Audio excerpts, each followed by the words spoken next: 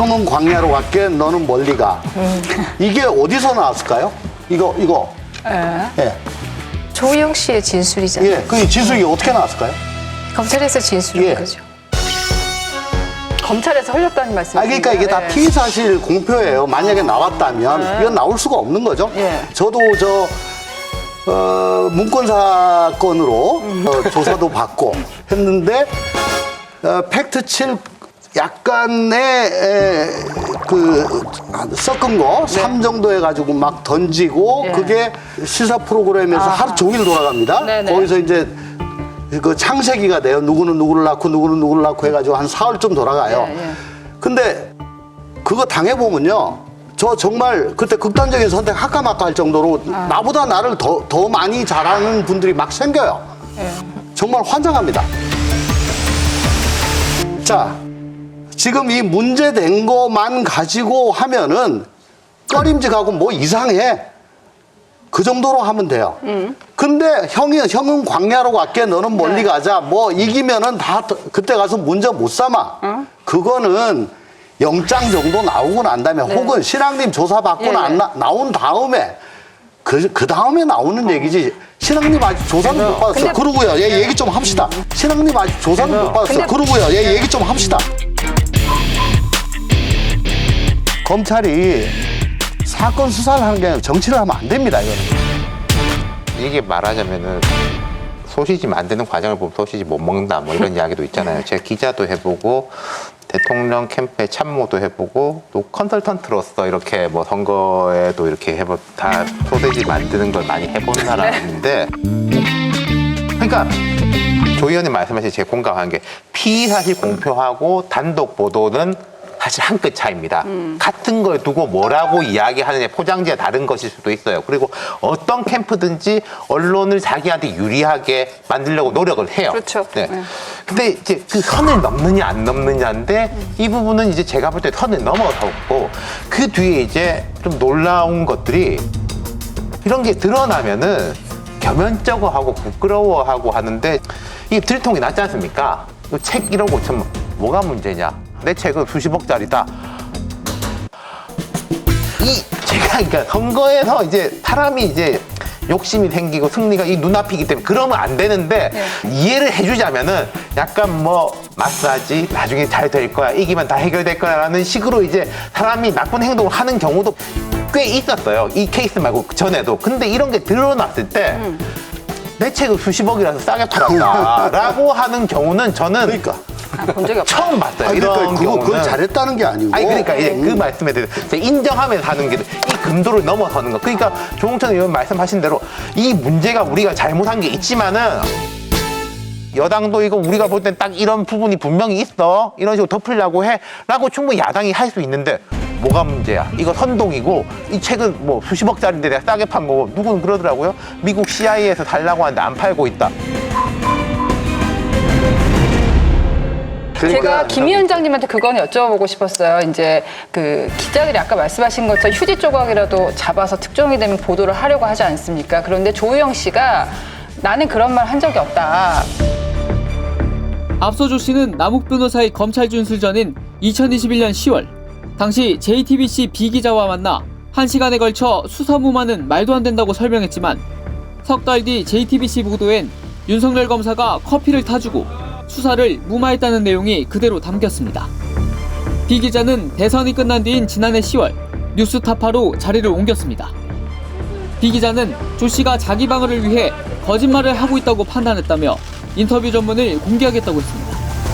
그런 부분 저희가 어떻게 해석을 해야 되나요? 일종의 범죄죠, 뭐. 알고 있는데 왜 보도를 안 그건 했을까요? 왜냐하면 저는 그게 지금 이제 우리 언론이 얼마나 정치화됐는가 이것들에 대한 단적인 그 증거라고 생각을 하는데요. 명백한 이런 사실을 듣고도 그걸 보도를 안 하고 반대쪽에 있는 일방적인 것만 자기한테 유리한 그것만 보도를 했다. 제가 보기에 이거는 기자의 직업 윤리로서는 그건 말이 안 되는 얘기입니다. 자, 대장동 허위 인터뷰 의혹 언급을 자제하던 민주당은 반격에 나섰습니다. 당대표 정무 조정실장을 맡고 있는 김영진 의원은 윤석열 검찰의 조작, 선동이라고 말했는데요. 전형적인 제가 보기에는 그 윤석열 검찰 정부의 예. 조작이라고 봅니다. 지금 검찰에서 조작됐다 이런 말씀이시죠? 조작이 아니라 저는 선동이다라고 보고 있습니다. 선동이다. 대장동 사건이 진행이 되면서 예.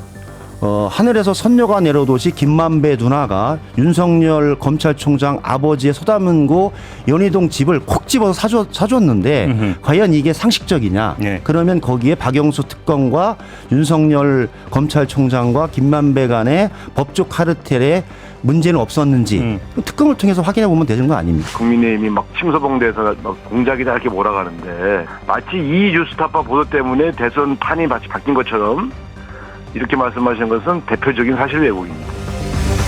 네, 뭐가 조작인지 뭐가 선동인지를 분명히 얘기해야 되지 않을까 하는 생각이 들고요. 저는 정치회의권이 이렇게 반성 없는 모습이 결국 우리를 더 슬프게 하는 것이 아닌가 이런 생각을 합니다. 조희영 씨 본인이 아니라고 부인하니까 허위 적어도 보도였던 것은 사실이고요. 이 허위 보도에 민주당이 개입됐는지 안 됐는지는 지금 현재 우리가 판단하기는 어렵습니다만은 이 허위 보도를 가지고 민주당이 대선 기간에 굉장히 빠른 속도로 이걸 사용했던 것도 사실이고요. 그렇다라고 한다면 그 당시에 우리가 모르고 허위 보도를 썼다라고 적어도 인정은 해야 되는 것이 아니냐 이런 생각을 하는데요. 오히려 이것을 윤석열 검찰을 들고는 온다라고 하는 게 정말 적반하장이다라는 생각을 하죠. 어제 신앙님 녹음은 들어봤더니 기획 인터뷰가 전혀 아니거든요. 저는 이건 진짜 정치 공작이라고 봅니다. 공작도 아니고 조작이다.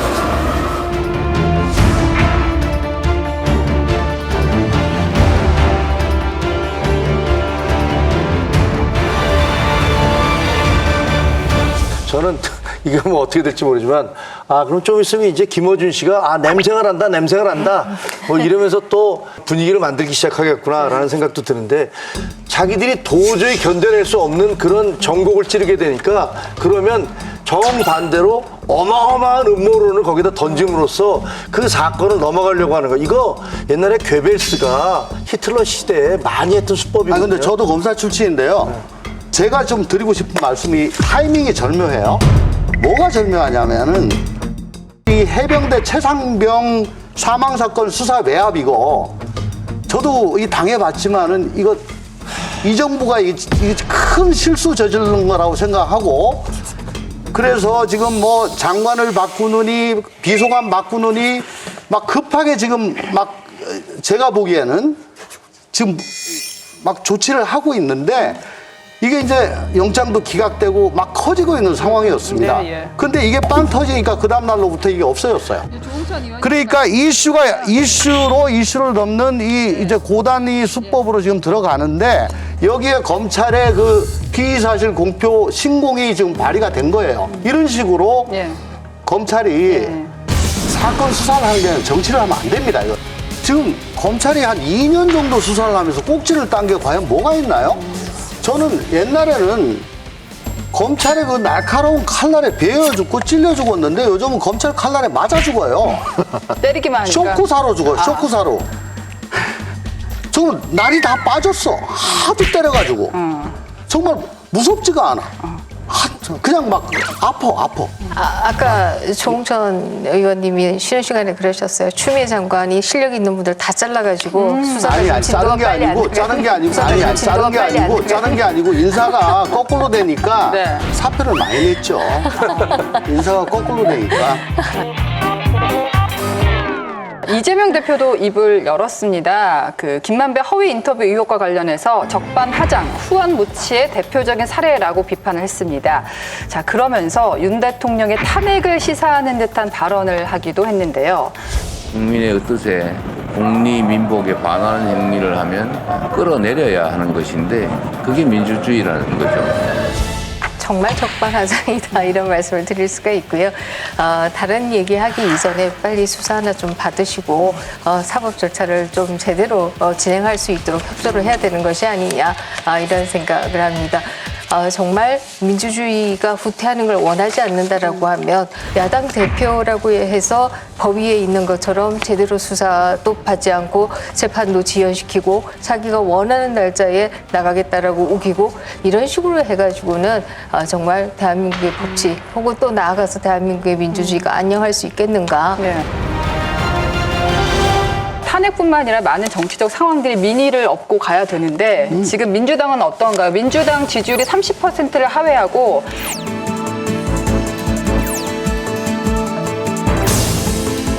이재명 대표가 사실 주말 집회에 직접 참여를 독려했지만 참석자가 기대보다 저조했고 또 갈수록 줄어들고 있습니다. 그럼에도 불구하고 탄핵 카드가 유효할까요? 근데 민주당이 탄핵을 얘기한 게 이번에 처음 얘기한 게 아니잖아요. 예, 뭐 몇몇 분이 계속 말씀을 하세요. 저는 드는 생각이 뭐냐면 아마 지금 계속 탄핵 얘기하는 게 저게 그 조 의원님은 전혀 아니지만 그 몇몇 분들의 자기 마음속 생각일 거예요. 아니요, 저 강성 지지층들이 좋아. 민주적인 선거에 의해서 대통령이 뽑혔든 뭐 했든 간에 나는 쟤를 대통령으로 인정할 수가 없어. 그러니까 내가 수단과 방법을 가리지 않고 기회만 생기면 쟤 탄핵할 수만 있으면 할 거야. 그게 옳든 그르든 명분이 맞든 틀리든 그러니까 그런 것 같은 느낌이 들어요. 위원장님, 그게 어떻게 가능해요? 저희 지난주 한국갤럽 기준 27%. 민주당 정당 지지율이 그전 주보다 5%가 빠졌습니다. 27%. 30% 밑으로 빠진 거는 최근에 처음이에요. 근데 여권은 어떤 상황이었냐? 후쿠시마 오염수 방류는 계속되고 있고요. 뭐 국민의 절대 다수가 반대를 하는 겁니다. 홍범도 장군 흉상 이전 그거 역시 70%가 반대를 하는 겁니다. 최상병 사망 사건 수사 외압 의혹 저거 문제 있다고 60%가 다 이 갸우뚱거리는 사건입니다. 계속 악재가 생기고 있는 상황이에요. 근데 5%가 빠져. 어떤 일이 있었냐? 제가 보기에는 김남국 의원 제명 부결 그거 우리 당 의원 아니에요. 무소속이에요. 라고 뭐 하지만 국민들은 웃기지 마. 니네야. 이 상황에서 또 민의를 따라가야지 지금 탄핵을 한다고요? 그건 자폭이죠. 우리가 탄핵당하죠. 그러니까 이건 탄핵이라기보다 탄핵론의 어떤 효과에 대한 이야기겠죠. 저는 이 김남국 의원 자꾸 말씀하시니까 제가 그때 그런 생각했거든요. 국민의힘이 되게 속으로 좀 쫄고 있을 것 같다. 김남국 의원 진짜 제명시키면 어떡하지? 그럼 민주당이 그때부터 완전 태세 전환 아닙니까? 예. 우리 봐라 이렇게 했다. 니들은 뭐 어쩌고 저쩌고 코인 산 사람들 어떡할 거냐라고 하면 뭐 할 말 없어지잖아요. 국민의힘 입장에서는 뭐 천만다행이죠. 국민의힘 입장에서는 뭐 천만다행이죠. 뭔 말씀을 그렇게 하세요? 안 그래요. 두 분 말씀이 결국 누가 못하나 대결이다. 그래도 좀 잘해보겠습니다. 누가 못하나 대결을 하기 때문에 또 국민들은 그만큼 양 진영을 모두 벗어버리고 네. 어느 쪽도 아니다라고 하는 국민들의 숫자가 좀 늘어나는 게 아니냐 하는 생각이 들죠.